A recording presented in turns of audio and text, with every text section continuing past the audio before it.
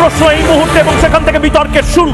ভারত হোক হিন্দু রাষ্ট্র, ভারতীয়রা তখনই বাঁচবে যখন তারা নিজেদের একটি হিন্দু রাষ্ট্র তৈরি করতে পারবে।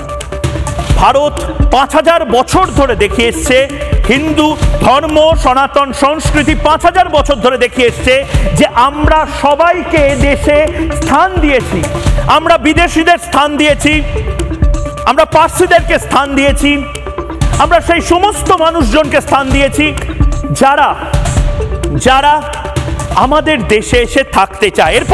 এরপর আমি দেখানোর চেষ্টা করব এই মুহূর্তে হিন্দুরা কুম্ভ মেলা থেকে কি বলছেন, এবং খুব বড় সিদ্ধান্ত এই মুহূর্তে নিতে হবে বিজেপিকে, খুব বড় সিদ্ধান্ত এই মুহূর্তে কেন্দ্রীয় সরকারকে নিতে হবে।